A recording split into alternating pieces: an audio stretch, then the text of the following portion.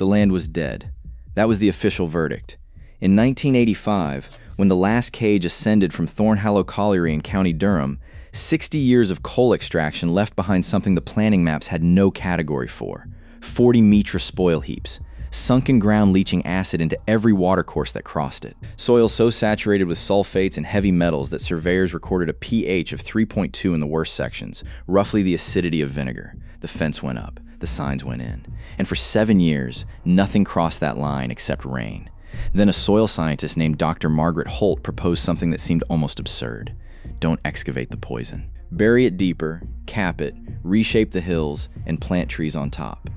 The Regional Industrial Futures Board called it reckless. The excavation engineers called it naive. What grew on that site over the following 30 years was, by every ecological measure, impossible. This is the story of how England grew a forest over its own buried past. Before the first shaft was sunk in 1921, Thornhallow was farmland, low hedgerows, rough pasture, ash woods banking against the wind. Skylarks bred in the long grass above the ridge. Dippers worked the beck. The ground held water slowly and released it slowly. Then the coal economics changed everything. What replaced the fields was English industrial life at its most unapologetic. The head frame going up, the spoil tip growing. At its peak, Thornhallow employed 1,100 men and produced nearly 400,000 tons of coal a year. 3 generations of the same families worked the same seams. For 60 years, the pit and the village were inseparable. Margaret Holt's father worked the coalface for 22 years. She grew up hearing the winding gear from the end of their street. She was 11 when she first saw a sparrowhawk cross the spoil tip and bank away toward the valley. She remembered it, not because it was rare, but because it was the only wildlife she could recall near the pit. Even before the closure, the streams running off the site had turned the color of rust. The first warning signs were there for years before anyone was ready to read them. The chemistry of coal mining leaves a specific scar. When coal is extracted and the surrounding rock is exposed to air and water, a process called acid mine drainage begins. Sulfide minerals in the shale oxidize, releasing sulfuric acid that dissolves heavy metals such as iron, manganese, and zinc, and carries them through the ground and into watercourses for decades after the mine closes. At Thornhallow, the spoil heaps made this worse. Millions of tons of extracted rock, piled without containment, became a slow acid factory that the rain replenished every season. Think of it as a battery. Oxygen and water are the current, and the sulfide rock is the fuel. As long as air and water can reach the material, the reaction continues. The mine can close. The acid doesn't. By 1985, the site's runoff had suppressed aquatic life in Thornhallow Beck for nearly 2 kilometers. A 1987 survey recorded 0 invertebrate species in the affected stretch. Not low numbers. Absence. Soil pH across the central spoil area averaged 3.8. The land had no institutional owner willing to accept liability. The estimated cost of full excavation, published in a 1989 engineering report, was £38 million. The site was fenced. The streams were monitored. And the official position, through the late 1980s and into the 1990s, was that the land would remain unviable for the foreseeable future. Thornhallow was not an exception. Across England, from County Durham to South Yorkshire to the East Midlands, hundreds of former colliery sites sat in the same condition: fenced, monitored, officially written off. Every decision that created the damage had seemed reasonable at the time.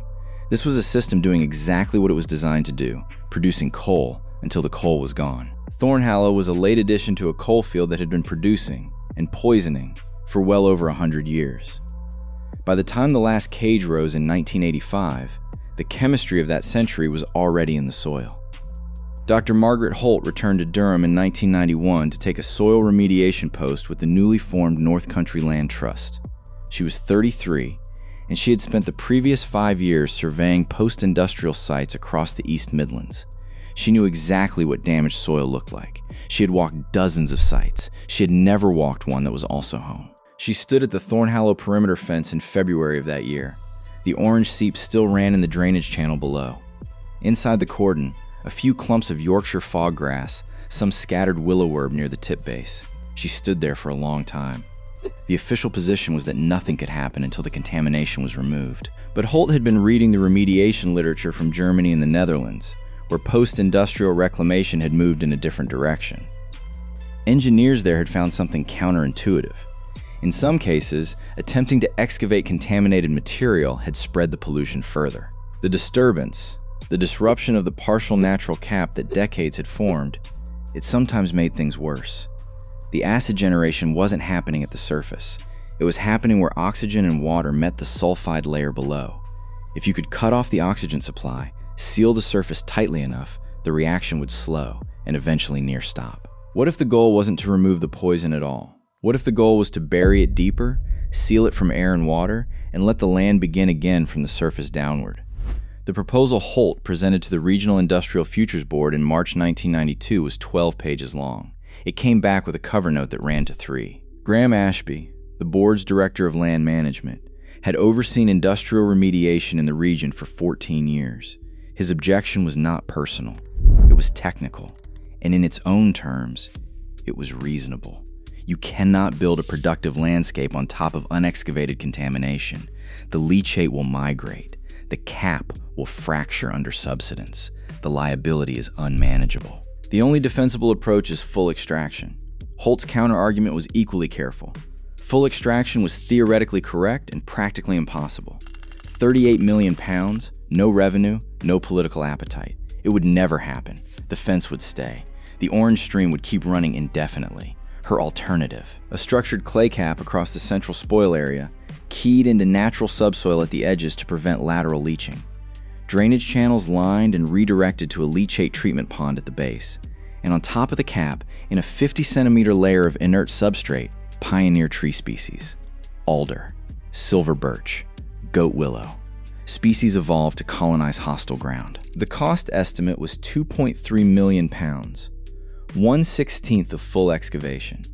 If the cap held, if the trees established, if the chemistry stabilized beneath them, the site would become something the region had almost no precedent for.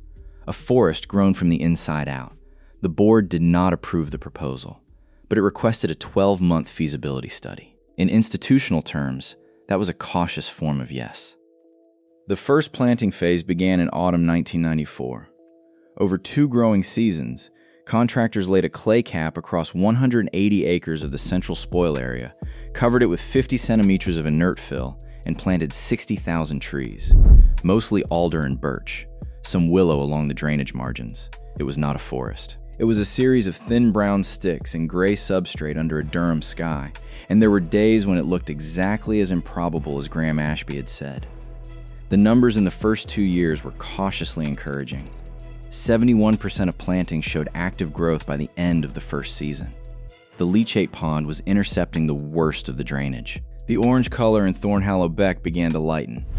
Then, in October 1996, sustained heavy rainfall exposed a fault in the eastern cap section. A seam of underlying shale had shifted, slow subsidence, undetectable, and a 40 matrix section of cap had fractured. Acid leachate re-entered the drainage system. The young alder in the affected area died back within 3 weeks. The beck ran orange again. Ashby's office was notified the same morning. The board had never formally withdrawn its objections. This gave them grounds to reopen them. For 4 months, the project's continuation was genuinely uncertain. Holt prepared 2 documents simultaneously, a repair proposal and a project closure report, because she didn't know which one she would be asked to submit. The board voted in February 1997. The repair was authorized by a margin of 1. The eastern section was rebuilt over winter 1997. Holt redesigned the drainage routing for the fault-prone area, added a secondary clay layer at depth, and replanted the dead-back zone in spring 1998. For 18 months, the project operated under a quiet institutional pressure that never quite became cancellation, but never fully lifted either. The first sign that the underlying calculation was working arrived in May 1999. It was not a forest. It was a meadow pipit. A site survey that month recorded a nesting pair on the upper southern slope, a section that had received no planting, only thin substrate cover from the cap margins. The birds had colonized without invitation, building in the willow herb and rough grass that had established ahead of the planted species. Holt noted it in the monitoring log. 2 sentences. First breeding record on site. Pair confirmed with nest containing 4 eggs. That was all. But a meadow pipit does not nest on dead land. It nests where invertebrates are present. Invertebrates do not colonize acidic, sterile substrate. Something in the soil chemistry on that slope had changed without anyone measuring it directly. The improvement hadn't been planted. It had arrived on its own. The most important process was happening underground, and the meadow pipit was the first instrument precise enough to detect it. The first formal ecological survey of Thornhallow was commissioned in 2003. Holt read the results over 2 days and cross-referenced them against the 1987 and 1992 baselines. She read the key section twice. Soil pH across the capped central area had risen from an average of 3.8 to 5.6 in 9 years. Still acidic by productive agricultural standards, but no longer prohibitive. The clay cap had cut oxygen supply to the sulfide layer below it. The acid generation rate in the sealed area had dropped by an estimated 68%. The leachate treatment pond was intercepting between 60 and 70% of residual drainage. Thornhallow Beck was showing the return of aquatic invertebrates in its upper stretch for the first time in recorded history. But the result that changed the word impossible was not in the chemistry figures. It was not in the bird count. It was a single line at the bottom of the bat survey. Long-eared bats, confirmed roosting on the upper slope. The first bat record in the Thornhallow Valley in over 40 years. On land, the 1990 designation had called permanently impaired. That was the moment the word impossible started to mean something different. The bird count came after, and it only added to the pressure. 64 species recorded on site in a single year. Short-eared owl hunting the rough grass margins. Redpoll feeding in the birch canopy, which had reached between 3 and 6 meters across large sections of the site. Kingfisher on the lower beck. Species with no business being near a former spoil tip, each one a signal that the ecological succession had progressed further than anyone had modeled. None of this had been managed into existence. The birds had found the site because the site had become, by the patient logic of succession, the kind of place that birds look for. The factory closed, but the chemistry it left behind did not. That was the old story. The new story was that the chemistry above the cap had changed without anyone commanding it to, because the conditions for change had been created, and nature had done the rest. The park did not replace the industrial landscape. It grew directly out of it. Every tree on the Thornhallow site stood above a problem that had not disappeared. But above that problem, something that had no business surviving was not only surviving, it was expanding.